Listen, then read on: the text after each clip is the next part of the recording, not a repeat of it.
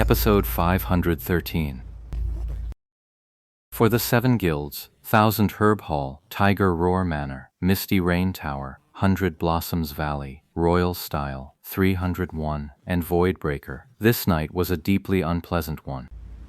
The top experts of these guilds, who usually enjoyed the most prestige and glory, spent this night as if trapped in a nightmare. After finishing the dungeon, the most suitable place for them to leveling was, of course, the questing and monster hunting area of Thousand Wave Lake.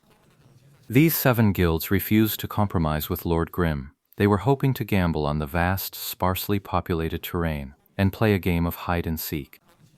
Their thinking wasn't exactly reckless. With such a vast leveling area like Thousand Wave Lake, and so few people scattered across it, the chance of a random encounter really is quite low. But low odds don't mean impossible. It could still happen. After returning to Thousand Wave Lake, Ye Shu and the other 2 also leveled up by combining quests with grinding. But unlike most people leveling, they didn't just circle around a single spawn point. They were moving across a wide area, roaming throughout the entire leveling zone. Their goal, of course, was to engineer a few chance encounters. Any character who ran into them was in for a world of hurt. Ye Shu always had a way to close in on his opponents without them noticing. Even when both sides spotted each other at the same time, his sheer skill could still force them into a corner. Chance encounters were actually quite rare. By dawn there had only been 3. But few or not, the fact that it happened at all proves the possibility. For these veterans, what should have been a simple task like grinding monsters became a tense affair, forcing them to stay on high alert. After a whole night of this, they were dizzy from spinning around, and their wrists were sore. Well, they had to keep a constant 360-degree watch on their surroundings, just in case they ran into someone. For Ye Shu and the others, however, the night passed no differently than usual, perhaps even a bit more pleasantly. Beyond just grinding monsters for quests, they carried the hope of a chance encounter. It became a delightful little highlight in their leveling process, a truly wonderful thing that filled them with hope. It's dawn. Usually, when someone said that, they'd be mentally exhausted from the night shift, their voice low and weary. But when Qin Cheng said it today, there was no trace of weariness in his voice, only a hint of regret. To think he'd spent the whole night gaming with his idol, the top-tier pro-god Ye Chu, it felt like a dream to Qin Cheng, and he'd nearly pinched his own thigh raw. Yeah, it's morning. Let's call it a night. Oh? So when's the big shot logging back in? Well, there's no set schedule. I'll get on when I wake up. Got it. Me too. Qin Cheng was thrilled to have found something in common with the great god. All right, get some rest. Ye Shu said goodbye to Thousand City, who then logged out of the game. Tang Ru, however, was still here, fighting a single small monster. That evening, aside from questing and grinding monsters while hoping for a chance encounter, Tang Ru naturally spent plenty of time asking Ye Shu for pointers on underwater combat. Ye Shu held nothing back in his instruction, even designing a specialized underwater leveling routine for Tang Ru. It wasn't a night of earth-shattering progress, but it was another solid step toward a professional level. Aquatic combat, outside of pro players, it's rare for the average gamer to study it in depth unless they have a personal interest. So, how did it go last night? Chen Guo had already gotten up and was now at the internet cafe. She rushed over to ask right away. Even though she wasn't physically there these days, her heart was firmly planted in the 10th server. She hadn't even contributed much to building the Happy Guild yet, but she was already sharing in its triumphs and sorrows. Last night, if she'd actually had an account to join in, she probably would have forced herself to pull an all-nighter. Not much. Just killed a few dozen of them. What? Dozens of people?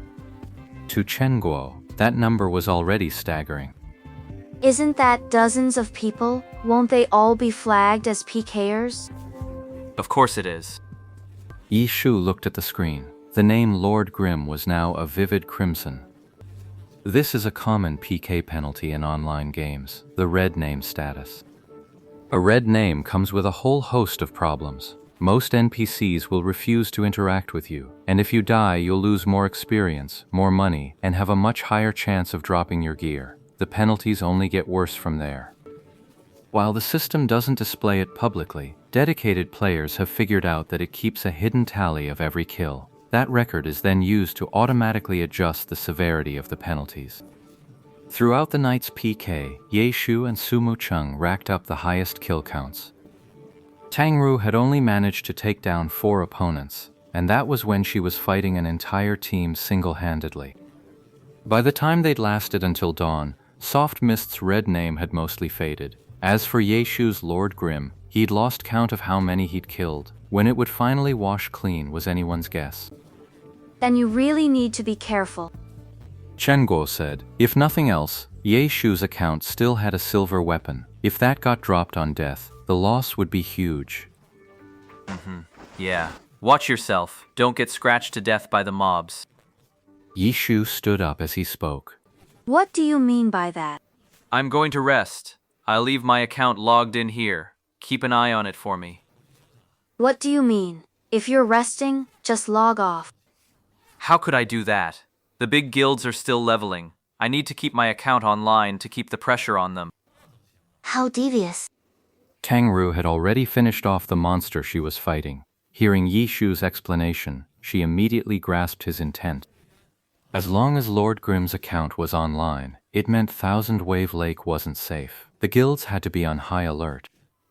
Even though it wasn't Ye Shu at the controls, which meant Lord Grim's threat level was lower, these players still had to stay on high alert, constantly scanning their surroundings. Having a master like that breathing down your neck is a truly miserable feeling. Don't! What if they charge up here? Chen Guo, however, didn't dare to shoulder such a responsibility. You're joking, right? Who do you think I am? They wouldn't dare come at me. Why wouldn't they dare? They have the numbers. Even if they were brave before, after last night, they wouldn't dare.